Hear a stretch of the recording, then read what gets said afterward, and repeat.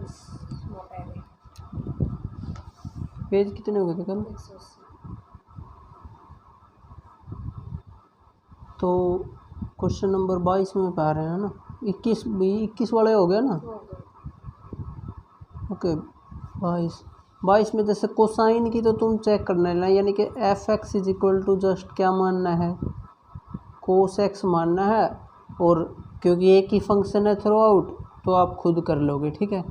लेकिन जब बात आएगी, जब आप f x is equal to क्या लोगे, कोसिकेंट एक्स लोगे। कोसिकेंट क्या होता है, 1/sin x, ठीक है। अब ध्यान से देखो, ये फंक्शन वहाँ पे प्रॉब्लम क्रिएट करेगा जब जब नीचे क्या बन जाएगा, 0 बनेगा, है कि नहीं। 1/0 तो नॉट डिफाइंड टाइप की सिचुएशन आ जाएगी ना। तो यानी कि ये वहाँ पे प्रॉब्लम करेगा जहाँ पे ये नीचे वाला 0 बनेगा, यानी कि sin x 0 बनेगा। sin x कहाँ पे 0 होता है, मैंने बताया था sin x कहाँ पे 0 होता है। यहाँ 0 पे 0 होता है, फिर जब घूम के यहाँ आएंगे ना, जैसे यहाँ पे होता है पाई, फिर 2 फिर 3 है ना, और यहाँ पे बीच में π/2 चलता रहता है। ये थोड़े बहुत भी नहीं करवाए गए स्कूल में स्टार्ट पाई से रिलेटेड। फर्स्ट एक्सरसाइज में ऐसा ही तो है शायद, डिग्री को रेडियन वगैरह में कन्वर्ट करना। तीसरा चैप्टर जैसे 90 तक करवा रखे स्कूल में। 90 तक मतलब वो तो 10वीं में आ जाए ना 90 तक। अच्छा तो जो मैंने इस आगे जो चैप्टर करवाया था ना, एक चैप्टर करवाया था मैंने इस आगे इनवर्स ट्रिग्नोमेट्री, सेकंड चैप्टर है +2 का, ठीक है। उससे पहले मैंने इस आगे बेसिक करवा रखा है। वो लेक्चर नंबर शायद यूट्यूब पर पा जाएगा, सर पर फ़ोन लेकर टाइम लगे तो देख लिए। मैंने ये सारी चीज़ सिखाने की कोशिश करी है कि कैसे निकलेंगे। अभी के लिए याद रख, साइन जो एक्स होता है ना, वो इस लाइन पे क्या होता है, 0 होता है, इस पूरी लाइन पे, ठीक है। और इस लाइन पे होता है कोस 0। अगर इस लाइन को एक्चुअली मैं जर्नली देखूँ ना, 0 है, फिर पाई है, फिर 2 है, फिर 3 है, फिर 4 5 ये सारे चलेंगे एक्चुअल में, है ना। तो ये जो एक्चुअल में जो 1/sin x है ना, ये एक्चुअल में तभी डिफाइन है जब x ना नॉट इक्वल टू हो n पाई के।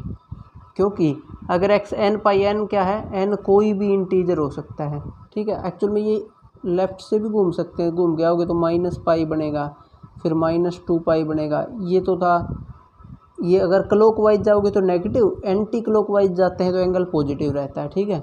तो उस सेंस में तो कोई भी इंटीजर हो तो उस केस में ये सारी जगह 0 बनेगा। तो x को n पाई को छोड़ के बाकी जगह पे ये चीज़ डिफाइन है, ठीक है।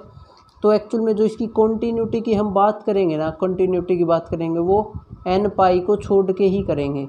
इसको छोड़ के क्या करेंगे, लेट कर लेंगे x is equal to a such that a किसके इक्वल नहीं है, n पाई के इक्वल नहीं है। n पाई के इक्वल नहीं है तो ये डिफाइन होने में कोई दिक्कत नहीं है। फिर उसके बाद जस्ट आपको डायरेक्ट लिख देना है limit x tending to a f of x this is equal to limit x tending to a 1/sin x और दिस इज 1/sin a। अब कहीं तुम कंफ्यूज हो क्या पता ये a, जब a क्या है, n पाई नहीं है, यानी कि a इस लाइन पे नहीं है, तो a मान लिया यहाँ पे हो सकता है, ये एंगल हो मान लिया, है ना। तो ध्यान से देखो, इसके आसपास वाले जो होंगे वो भी n पाई नहीं हो सकते, चाहे ये कितना ही करीब क्यों ना आ जाए एंगल, फिर भी कुछ ना कुछ गैप तो बचेगा ही ना इस लाइन और इस लाइन के बीच में, चाहे कितने भी नज़दीक आप ले जाओ, थोड़ा सा गैप तो दिखेगा ना, है ना। तो यानी कि ये कभी भी एक्चुअल में ए के जो नेबरहुड है ना, वो कभी भी पाई के इक्वल नहीं होगी, मतलब कि ना ही कोई पाई के मल्टीपल के इक्वल होगी। तो इसका मतलब है कि ये हमेशा नॉन जीरो चीज़ है और ये डिफाइन है, ऐसे कोई दिक्कत नहीं है। तो दिस इज इक्वल टू, ये किसके इक्वल आएगा, बस ये इसके इक्वल होगा। और यही वैल्यू किस पे आनी थी, ए पे आनी थी, तो ये क्या हो गए, इक्वल हो गए। तो this will employee F is continuous at x belonging to R except कौन से x को छोड़ के, जिनमें x n पाई के इक्वल है, n बिलोंग्स टू इंटीजर, इन पॉइंट्स को छोड़ के। तो ऐसे ही जब किसकी बारी आएगी, कोसिकेंट था ये, सीकेंट के केस में क्या हो जाएगा, सीकेंट एक्स होता है 1 बाय कोस एक्स। और मैंने अभी अभी बताया कोस एक्स इस लाइन पे क्या होता है 0। इस लाइन पे कौन सी वैल्यू आती है, शुरू में घूम के जाओगे ना π/2, इसको 90 बोलते हैं, ठीक है 90। फिर 3π/2 ये 270 भी होता है। फिर जब इधर जाओगे ना घूम के ये आएगा 5π/2, और वैसे ये 360 आना है तो ये फिर 450 ऐसे, फिर ये 7π/2। यानी कि ये कोस एक्स जो डिफाइन होगा ना secant x equal to 1 cos x, x किसके इक्वल नहीं हो सकता एक्चुअल में देखा जाए ना, 2n+1 π/2 और n belongs to integer. Actually मैंने इनका ना जर्नल सॉल्यूशन लिख दिया। वो कैसे आएगा, n को आप कुछ भी पुट करो, ध्यान से तुम देखोगे ना यहाँ पे ओड नंबर चल रहे, जैसे π/2 के इंटू में 1 सोचा जा सकता है ना 1, फिर इसको 3 इंटू π/2 सोचा जा सकता है, इसको 5 इंटू π/2, फिर 7 इंटू π/2, यानी कि एक ओड नंबर और उसके साथ π/2। तो ओड सारे ओड नंबर ऐसे लिखे जा सकते हैं 2n+1 n belongs to integer. तो सेम वे में ये भी कंटिन्यूअस हो जाएगा एक्सेप्ट दीज पॉइंट, ठीक है। और सिमिलरली कौन से वाला है कोट एक्स, कोट एक्स किसके इक्वल है कोस एक्स बटे साइन एक्स। अब ऊपर वाला 0 बने उससे कोई फर्क नहीं पड़ता, प्रॉब्लम कहाँ क्रिएट होगी जहाँ नीचे वाला 0 बनना है। अब नीचे वाला 0 कहाँ बनेगा, साइन है तो ये x इक्वल टू n π और n बिलोंगिंग टू इंटीजर, ये पॉइंट हटाने पड़ेंगे, वहाँ पे क्या आ जाएगा ये कॉन्टीन्यूअस आ जाएगा, ठीक है। अब क्वेश्चन नंबर करते हैं 23, ठीक है, पढ़ो क्या कहते हैं।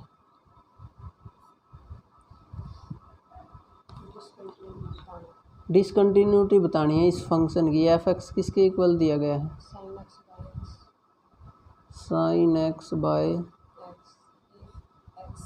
x+1 if x is less than 0, if greater than equal to 0, ठीक है। ये हमारा फंक्शन है, इसकी हमें सारे पॉइंट ऑफ डिसकंटिन्यूटी निकालनी है। ओके, अब ध्यान से देखो इसमें कितने केस बनेंगे इस क्वेश्चन में, 3। कौन कौन से, एक तो x जब 0 से छोटा है, एक 0 से बड़ा है और एक 0 के इक्वल है। अब ध्यान से देखो जब 0 से छोटे वाला केस लोगे तो थ्रो आउट फंक्शन की वैल्यू क्या रहनी है, ये वाला फंक्शन काम करेगा, चाहे उसकी नेबरहुड की लेफ्ट और राइट की बात आए या पॉइंट की बात आए। वैसे ही जब बड़ा होगा तो ये वाला फंक्शन काम करेगा, चाहे उसके लेफ्ट की बात आए या राइट की बात आए। तो एक्चुअल में प्रॉब्लम कहाँ पे क्रिएट हो सकती है, प्रॉब्लम एक्चुअल में चांसेस है कि 0 पे प्रॉब्लम क्रिएट हो, है ना। उसके अलावा तो चांसेस है कि ये क्या आएगा कॉन्टीन्यूअस ही आएगा, है ना, क्योंकि बाकी पॉइंटों पे इतनी प्रॉब्लम नहीं होती, बाकी पॉइंटों पे इतनी प्रॉब्लम नहीं होती क्योंकि उन सब के लिए सेम ही फंक्शन ने काम करना है। और जहाँ पे लेफ़्ट के लिए, राइट के लिए और पॉइंट की वैल्यू के लिए सेम फंक्शन होना, तो फंक्शन कैसा होता है कॉन्टीन्यूअस, है कि नहीं। तो अब इसको लिखना है जस्ट,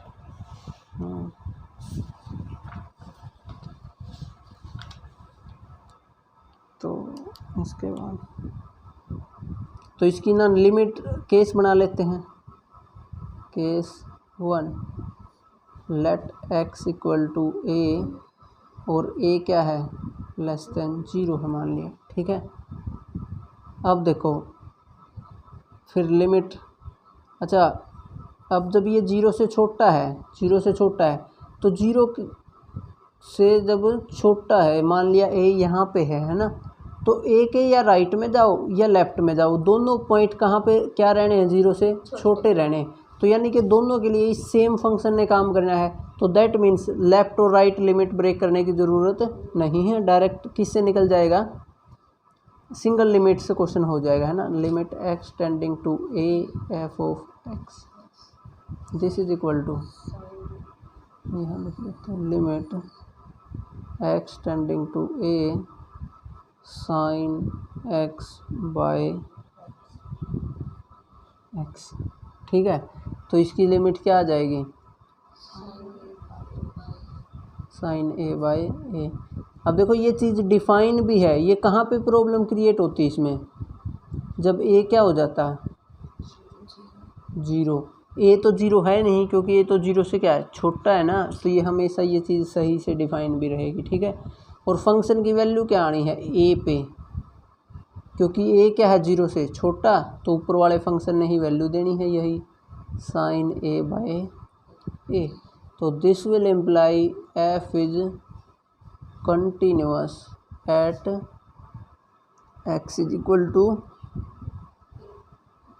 ए पे, जब ए क्या है less than 0। Okay, same case तुम वो कर लोगे ग्रेटर देन 0 वाला, वो मैं नहीं कर रहा, ठीक है। केस 2 जब आप मानोगे ना, let x is equal to a और ए ग्रेटर देन 0, उसमें नीचे वाला फंक्शन आएगा, लिखना है जस्ट, ठीक है, ट्राई करना। ये मैं डायरेक्ट कौन सा करवा रहा हूँ, केस 3 कर रहे हैं। लेट कर लेते हैं एक्स इज इक्वल टू 0। अब हमें ना 0 पे इसकी कॉन्टीन्यूटी चेक करनी है। ओके, तो जब 0 तुम देखोगे, 0 है यहाँ पे, 0 के जब लेफ्ट में जाओगे और राइट में जाओगे तो कौन से वाला फंक्शन वैल्यू देगा, ऊपर वाला कि नीचे वाला? नीचे वाला, क्योंकि 0.10 से बड़ा है। और जब इधर जाओगे -0.1, ये छोटा है, तो ऊपर वाले ने वैल्यू देनी। तो इसका मतलब अब हमें लिमिट ब्रेक करनी पड़ेगी, है ना। तो लेफ्ट हैंड लिमिट, तो this is limit x tending to 0 negative f of x, this is equal to limit x tending to 0 negative का मतलब 0 से कम, यानी कि -0.1 के जैसा। तो इसके लिए कौन सा फंक्शन काम में आएगा, sign x by x. Okay, अब ये देखो साइन एक्स बाई एक्स क्या हो गया, 0 रखोगे, यहाँ पे भी 0, साइन 0 क्या 0, ये भी 0, तो ये बनेगी 0/0 फॉर्म। एक्चुअल में अब तुम्हें याद रखना है, इसकी वैल्यू होती है 1, ठीक है, याद रखना। Limit x tending to 0 sine x by x किसके इक्वल होता है, 1 के। और यही नहीं, एक और लिमिट लिखवा रहा हूँ, लिमिट एक्स टेंडिंग टू 0, चाहे पॉजिटिव हो चाहे नेगेटिव हो, कोई फ़र्क नहीं पड़ता, ठीक है। और एक्स बाई साइन एक्स हो ना, तो भी क्या होता है, 1 होता है, ठीक है। इवन अगर इसकी जगह पे ये हो x tending to 0 tangent x by x हो, तो भी क्या होगा, 1। और अगर ये limit x tending to 0 x by tangent x हो, तो भी क्या होगा, 1। और एक और लिमिट मैं बता रहा हूँ, इन सारी में ना प्रॉब्लम पता है क्या रही, 0 रखोगे तो 0/0 जैसी फॉर्म बनेंगे, ये 1 के इक्वल है। एक्स टेंडिंग टू 0 एक यो है e की power x - 1 divide by x is equal to 1। E हो या यहाँ पे कोई भी नंबर हो, ध्यान से देखो, जब x 0 होगा, किसी भी नंबर की पावर 0 क्या होगा, है 1, किसी भी नंबर की पावर 0 1, तो 1 - 1 0 और नीचे भी 0, लेकिन ये इक्वल होता है 1 के। तो ये सारी याद रख लेना अपनी, ठीक है, बहुत काम में आएंगी। तो ये लेफ्ट हैंड लिमिट क्या आ गई, 1। अब राइट हैंड लिमिट, तो this is limit x tending to 0 positive f of x. इसके लिए कौन सा फंक्शन काम करेगा, एक्स प्लस 1। एक्स को 0 रखोगे तो क्या आ जाएगा, 1, यानी कि therefore left hand limit is same as right hand limit. तो इसका मतलब हैंस जो लिमिट है और ये इक्वल है 1 के, x tending to 0 f of x किसके इक्वल आ जाएगी, 1, ठीक है। ये आगे लिमिट। अब निकाल लेते हैं फंक्शन की वैल्यू 0 पे, एफ ऑफ 0, 0 पे कौन से वाला फंक्शन वैल्यू देगा, इक्वल यहाँ पे है नीचे वाला, यानी कि 0 + 1 यानी कि, तो हैंस, तो ये भी लिमिटिंग वैल्यू और एक्चुअल वैल्यू सेम है, तो फंक्शन क्या हो गया, यहाँ पे भी कॉन्टीन्यूअस। अपने से 0 से बड़ा पे भी क्या था, कंटिन्यूअस, 0 से छोटा पे भी क्या है, कंटिन्यूअस, यानी कि हर जगह पे कंटिन्यूअस है। तो दैट मीन्स ये जो फंक्शन है ना, इसके पास कोई भी डिसकंटिन्यूटी का पॉइंट नहीं है, ठीक है, इसके पास कोई भी डिसकंटिन्यूटी का पॉइंट नहीं है। समझ में आ गया ना। उसके बाद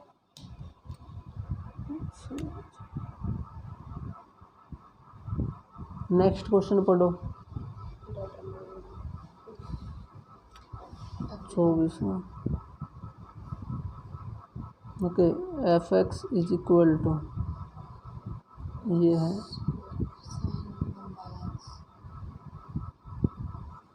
और दिस इज 0 इफ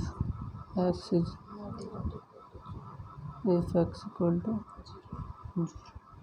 ये हमारा एक फंक्शन है, ठीक है। अब हमें इसकी क्या चेक करनी है, कॉन्टीन्यूटी। अब ध्यान से देखो, x अगर मैं a ले लेता हूँ, ठीक है, a चाहे मैं 0 से बड़ा लूँ या a मैं लूँ 0 से छोटा, यानी कि यहाँ पे 0 है, यहाँ मान लिया a है, बड़ा ले लिया, तो इसके लेफ़्ट में जाओ या राइट में जाओ, कौन से फंक्शन ने वैल्यू देनी है, ऊपर वाले ने, क्योंकि एक ही फंक्शन है, ये तो सिर्फ 0 पे वैल्यू देगा और 0 से छोटा होगा तो भी इसी ने देनी। तो यानी कि जब तुम दो केस बनाओगे ना, x ग्रेटर देन या लेस देन वाला, तो एक्चुअल में उन केस में एक ही फंक्शन ने काम करना है, तो वो एक साथ भी बनाए जा सकते हैं। ये करके बना सकते हो तुम, let x is equal to a कि a नॉट इक्वल टू 0। फिर तुम चाहे लेफ्ट में जाना चाहे राइट में, फंक्शन तो ऊपर वाला ही रहना है ना। तो दैट मीन्स अब इसके लिए तुम लिख दोगे कि इस पे कंटिन्यूस आएगा। मेन है इसका कंटिन्यूटी चेक करना 0 पे, वो हम चेक करते हैं है कि नहीं।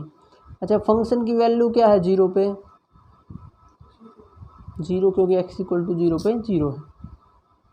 अच्छा, अब 0 के तुम चाहे लेफ़्ट में जाओ या राइट में जाओ, कौन से फंक्शन ने वैल्यू देनी है, ऊपर वाले ने, तो लेफ़्ट हैंड और राइट हैंड लिमिट ब्रेक करने की ज़रूरत नहीं है, ठीक है। तो this is limit x tending to 0 f of x, किसके को लाएगा, limit x tending to 0 x square sine 1/x, ठीक है। अब x को जब 0 पे भेजोगे तो ये किसके इक्वल आएगा, मेन सिचुएशन है ये बनेगा कुछ 0 इंटू में साइन 1/x, ना सॉरी 1/0 है ना, साइन 1/0।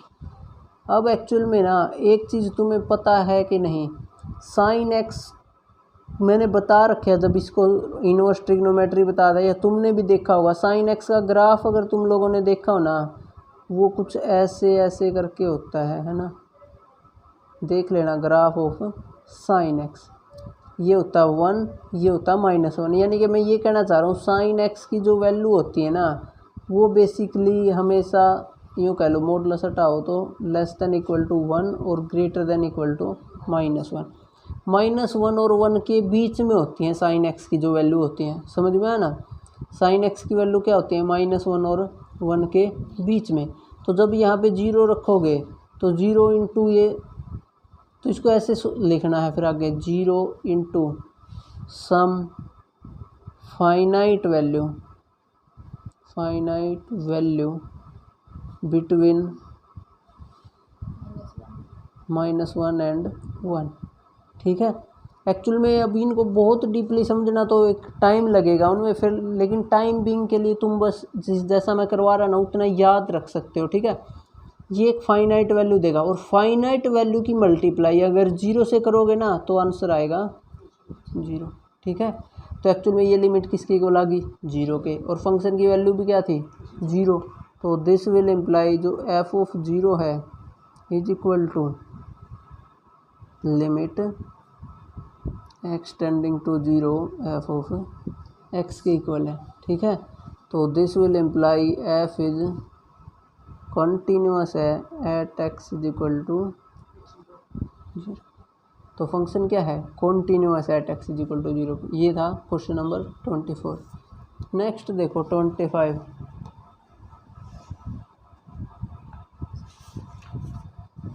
ये तो हो जाना चाहिए था वैसे, 25 तो करवाने की कुछ खास ज़रूरत नहीं है, सेम ही क्वेश्चन है ना। मैं इसकी जस्ट 0 पे तुम्हें कंटिन्यूटी बता देता हूँ, ठीक है। क्वेश्चन नंबर 25,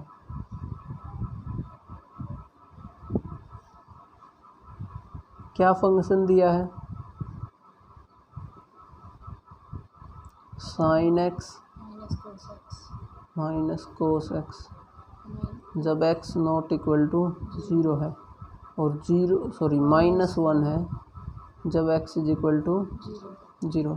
ओके, जब 0 नहीं होगा ना x, उस केस में तो पूरे पे ऊपर वाले फंक्शन ने काम करना और तुम सोल्व कर लेना, ठीक है। अब बात करते हैं 0 पे इसकी, what is the value of this function at 0। -1, ठीक है। अब लिमिट की बारी, लिमिट x टेंडिंग टू 0। अब जैसे यहाँ पे 0 है तो आप चाहे राइट में जाओ चाहे लेफ्ट में जाओ, थ्रू आउट कौन से फंक्शन ने वैल्यू देनी है, ऊपर वाले ने, है ना। f(x) = limit x tending to 0, ये sin x minus cos x, ये हो जाएगा। तो ये किसके इक्वल हो जाएगा, sin 0 माइनस cos 0। sin 0 की वैल्यू 0 माइनस cos 0 की वैल्यू 1, तो आंसर क्या गया। तो इसका मतलब फंक्शन की वैल्यू 0 पे और उसकी लिमिटिंग वैल्यू क्या है, सेम है, यानी कि f(0) is same as limit x tending to 0 f(x). This will imply f is continuous at x = 0 पे, और बाकी पॉइंटों पे वो केस 2 में तुम डिस्कस कर लेना, 0 को छोड़ के। 2 ही केस बनेंगे इसमें, क्योंकि एक तो 0 के लेफ़्ट राइट पे एक अलग टाइप का फंक्शन है और बाकी सारों पे एक ही फंक्शन है ना। तो ये क्वेश्चन आएगा। ओके, एक था क्वेश्चन नंबर 26। इनमें क्या करना है, के की वैल्यू निकालनी है। f कंटिन्यूअस फंक्शन दे रखा है एट द आइसोलेटेड पॉइंट, ठीक है। ओके, तो f(x) किसके इक्वल है, ये k cos x और 3 दे रखे है, ठीक है। अगर x नॉट इक्वल टू π/2 है तो, और x इक्वल टू, ठीक है। ये एट x इक्वल टू π/2 पे कंटिन्यूअस दे रखा है, ठीक है। तो फिर क्या होगा, π/2 पे जो वैल्यू आएगी और जो लिमिट वाली वैल्यू आएंगी वो क्या होंगी, सेम। f(π/2) क्या है, 3। अब इसकी लिमिट वाली वैल्यू और निकाल लेते हैं π/2 पे, ठीक है। तो फिर उसके बाद देखेंगे। ओके, तो limit x tending to π/2 f(x) इसके इक्वल आएगा limit x tending to π/2 f(x) किसके इक्वल है, k cos x। ये समझ गए ना, क्योंकि π/2 के लेफ्ट में या जाओ या राइट में, ऊपर वाले फंक्शन ने काम करना है ना। This is π - 2x। अब एक्चुअल में ध्यान से देखो, अगर आप π/2 डायरेक्ट यहाँ पे रखोगे ना तो ये cos π/2 क्या होता है, cos 90, यानी कि क्या होता है cos 90, 0। और जब π/2 यहाँ रखोगे तो क्या होगा, π/2 इंटू 2 से 2 कट गया तो क्या बचेगा, π - π, फिर भी 0/0 फॉर्म टाइप की कोई चीज़ बनेगी। तो इसको सोल्व करने के लिए इसको ऐसा करो, इसको ऐसे लिख लो, limit h tending to 0 k times cos π/2 minus h और डिवाइड बाय में π - 2 times this is π/2 minus h। देखो ये कल की तरह फॉर्मूला यूज किया है, तुम्हें याद हो तो एक जगह h का रोल आया था, याद है कि नहीं, है ना। देखो इसका मेन एम क्या, हमारा x को किस पे लेके जाना, π/2 पे। यहाँ पे मैंने लिख दिया π/2 माइनस h। जब h 0 की तरफ जा रहा है तो डेफिनेटली π/2 माइनस h किसकी तरफ जाएगा, π/2 की तरफ, और x को π/2 पे ही तो लेके जाना था, यानी कि ये चीज़ एग्जैक्टली इसके इक्वल है। कोई डाउट। ओके, तो ये लिमिट h टेंडिंग टू 0 के, तुम्हें याद हो cos π/2 माइनस h किसके इक्वल होया करे, साइन h के। एक्चुअल में जब तुम वो वैल्यू निकालनी सीखेगी ना, बस में वहाँ से सब समझ में आ जाएगा। तो वो देख लेना बेसिक एक बार एक्सरसाइज, cos π/2 माइनस h, ये π/2 की वजह से चेंज होएगा, साइन बन जाएगा, और क्योंकि क्वाड्रेंट है फर्स्ट, π/2 में से कोई चीज़ माइनस हुई तो पॉजिटिव का पॉजिटिव रहेगा, ठीक है। डिवाइड में, अब जैसे ये जब 2 अंदर मल्टीप्लाई होगा, यहाँ पे 2 से 2 कैंसिल हो जाएगा, पाई माइनस पाई कैंसिल, और माइनस में 2h और एक माइनस ये तो प्लस के बचेंगे क्या। यहाँ तक समझ में आया ना, कोई डाउट। एक्चुअल में अब क्या होगा, अब देखो इसको एक बार,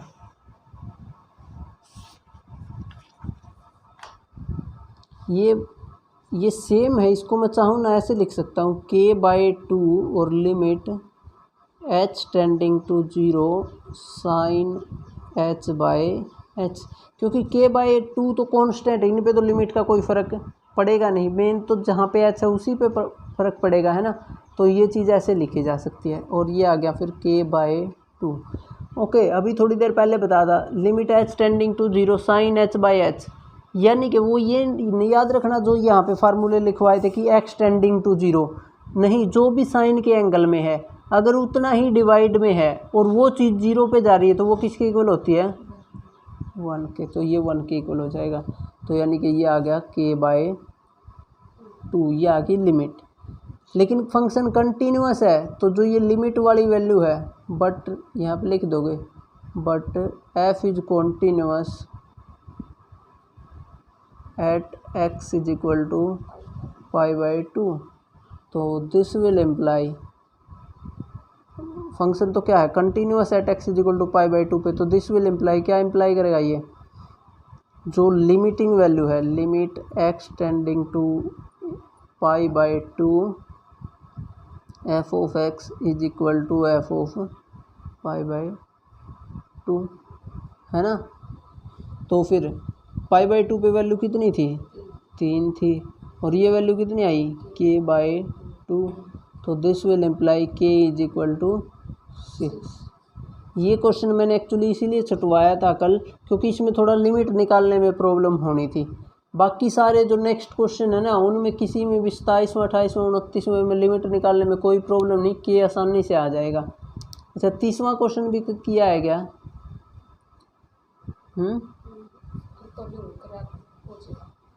इसमें एक्चुअली ना 2 वेरिएबल निकालने हैं a और b, है ना। तो एक्चुअल में 2 वेरिएबल निकालने हैं तो 2 ही इक्वेशन चाहिएंगी तुम्हें, ठीक है। 5x less than equal to 2 ax plus b, अगर 2 से बड़ा है x और लेस देन है 10 से, और 21 जब x greater than equal to 10 है। तो एक्चुअल में ना इसमें पता है कहाँ कहाँ पे कंटिन्यूटी यूज करनी पड़ेगी, 2 पे फंक्शन कंटिन्यूअस होगा एक तो, और एक 10 पे फंक्शन कंटिन्यूअस होगा। तो आपने इन 2 चीज़ों का यूज करना है, एक तो limit x tending to 2 f of x is equal to f of 2, एक तो इस चीज़ का यूज करना है, और एक करना है limit x tending to 2 f of x tending to 10 f of x is equal to f of. अब जब देखो एक्चुअल में ये लिमिट निकालोगे ना तुम, फंक्शन की वैल्यू तो क्या आएगी 2 पे 5। अब लेकिन लिमिट निकालोगे ना 2 के लेफ्ट में तो ये फंक्शन है, राइट में ये फंक्शन है, तो यानी कि लिमिट ब्रेक करनी पड़ेगी ना लेफ्ट और राइट में। तो इसको यहाँ पे लिख लेना 2 पॉजिटिव और एक नेगेटिव के भी इक्वल लिख लेना, ये सारे इक्वल आने चाहिए, ठीक है। 2 नेगेटिव एफ ऑफ एक्स, समझ आया ना, 2 पॉजिटिव 2 नेगेटिव, ये सारे इक्वल आने चाहिए। अब ध्यान से देखो f of 2 is equal to 5, जो लेफ्ट हैंड लिमिट है 2 से लेस वो तो 5 ही आनी है एक्चुअल में, क्योंकि ये फंक्शन काम करेगा 2 से छोटों के लिए। लेकिन राइट हैंड लिमिट जो 2 पे आएगी वो क्या आएगी, यहाँ पे एक्स की जगह क्या पुट करना पड़ेगा, 2 पुट करना पड़ेगा। तुम सोल्व कर लेना कंप्लीटली, मैं डायरेक्ट लिख रहा हूँ, ये बनेगा 2a plus b is equal to 5। Same way में यहाँ पे भी एक्चुअल में 10 की ना एक बार नेगेटिव लिमिट लेनी पड़ेगी और एक बार पॉजिटिव। जब 10 पे वैल्यू निकालोगे वो तो 21 आएगी, और 10 नेगेटिव का मतलब 10 से लेस, तो लिमिट यहाँ से लेफ्ट हैंड लिमिट ये आएगी 10a प्लस बी, और राइट हैंड देखोगे ना वो फिर से 21 आएगी, तो वो तुम कर लेना अपना, ठीक है। अब देखो 2 इक्वेशन आ गई, और 2 ही मेरे पास क्या हैं, वेरिएबल हैं a और b। अब इन दोनों इक्वेशंस का यूज करके a और b की वैल्यू निकाल लेना है जस्ट, ठीक है ना। ज़्यादा से ज़्यादा क्या करना, इसको 5 से मल्टीप्लाई कर देंगे, जैसे 10a प्लस 5b और 25, ठीक है। अब सब्ट्रैक्ट कर देंगे, ये कैंसिल हो गया, माइनस का 4b is equal to minus का 4, तो b की वैल्यू क्या आ गई 1। अब b की वैल्यू 1 रखोगे तो 2a इज इक्वल टू 5 और 5 minus 1 a is equal to 4/2, तो क्या आ जाएगी। तो ये था क्वेश्चन नंबर 30, ठीक है। ओके, उसके बाद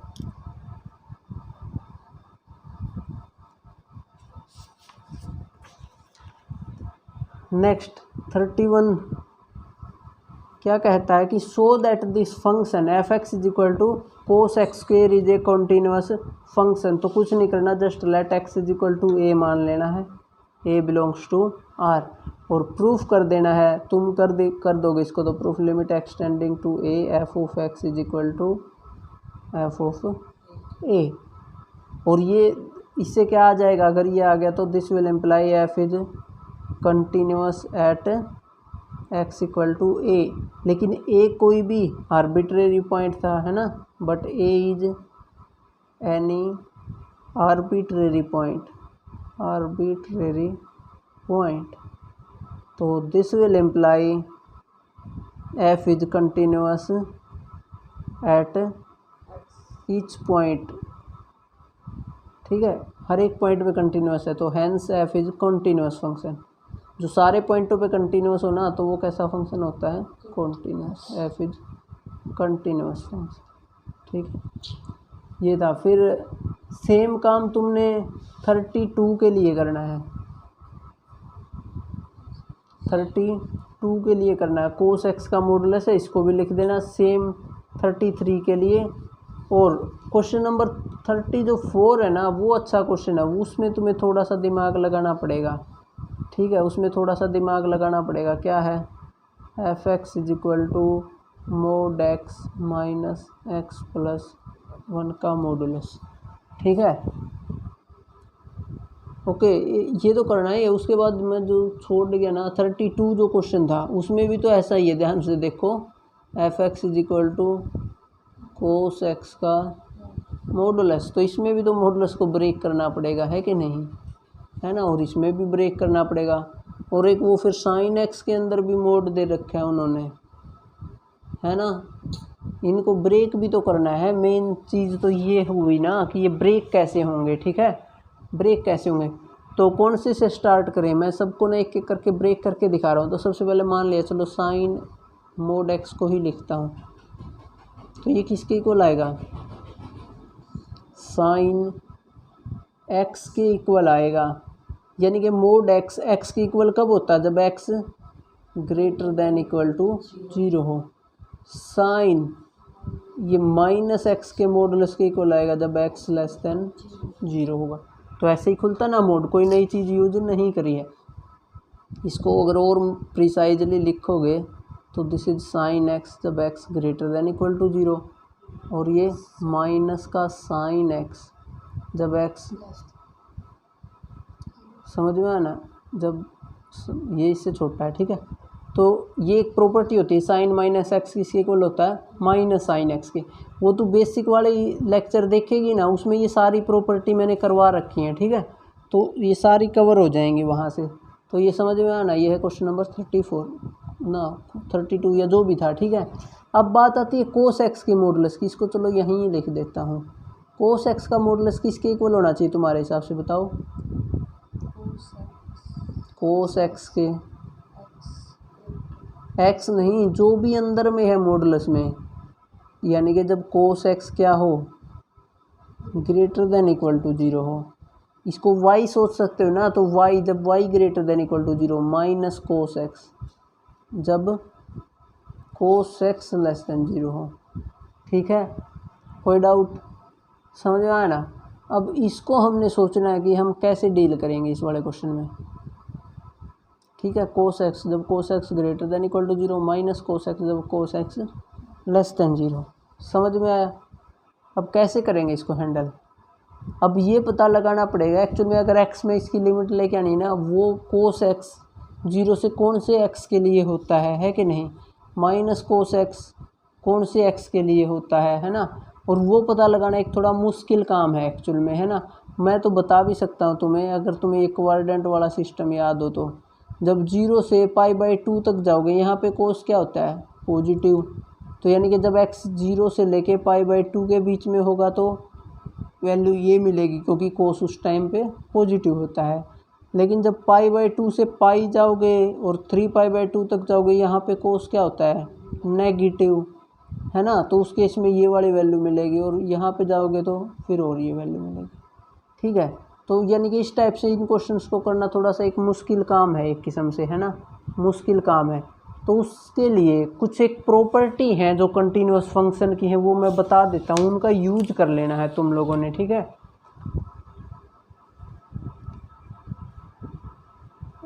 सबसे पहले मान लेते हैं एफ और जी दो कंटिन्यूअस फंक्शन गिवन है आपको। ठीक है, तो पहली प्रॉपर्टी जो कहती है एफ ओ जी अगर कंटिन्यूअस फंक्शन है ना, फर्स्ट प्रॉपर्टी है, तो इनका जो सम होगा ना वो भी क्या होगा, इज कंटिन्यूअस फंक्शन होगा। ठीक है, सेकंड प्रॉपर्टी क्या कहती है, इनका जो डिफरेंस होगा वो भी क्या होगा, कंटिन्यूअस फंक्शन होगा। थर्ड प्रॉपर्टी कहती है इनका जो प्रोडक्ट होगा वो भी क्या होगा, कंटिन्यूअस फंक्शन होगा। फोर्थ प्रॉपर्टी कहती है इनकी जो डिवीजन है वो भी कंटिन्यूअस फंक्शन होगी if g not equal to zero है, यानी कि नीचे वाला जीरो नहीं होना चाहिए। ठीक है, और उसके बाद फिफ्थ प्रॉपर्टी क्या कहती है, f of g is continuous function. F of g क्या होता है, कंपोजिशन, तेरे को पहले बता रखा है। एक्चुअल में जो ये क्वेश्चन सोल्व करना है ना, ध्यान से देखोगे, कोस एक्स का मॉडुलस, ये दो फंक्शंस की कंपोजिशन है। अगर मैं f x is equal to मान लूँ कोस एक्स और g x is equal to मान लूँ मोड एक्स, तो ध्यान से देखेगी ना, जब तू जी ओ एफ निकालेगी, जी ओ एफ ऑफ एक्स, ये किसके को ला कर, जी ऑफ एफ ऑफ एक्स के, तो जी ऑफ एफ ऑफ एक्स क्या बन गया, कोस एक्स, और जी क्या करता है, जिस पे भी लगता है उसका मॉडुलस, तो ये क्या बना देगा।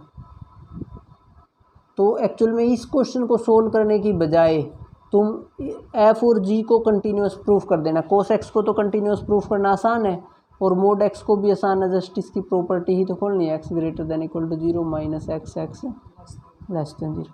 सेम वे में जो साइन एक्स के मॉडुलस वाला फंक्शन है उसको भी कर सकते हो, वो भी कंपोजिशन बनेगा। ये देखना है कि कौन से दो की बनेगा, ऐसे ही बनेगा, एक साइन एक्स और एक मोड एक्स की।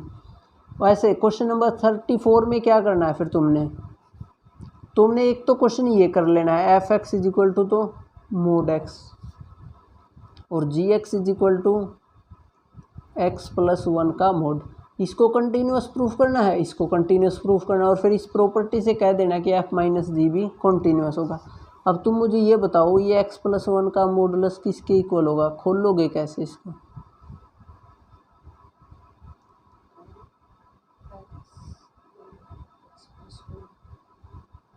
जब x plus one greater than equal to, अगर ऐसे ना समझो है ना, तो एक्स प्लस वन को वाई मान लिया करो, तो ये किसके को लाना चाहिए, वाई, जब y greater than equal to zero, minus y जब वाई लेस देन जीरो।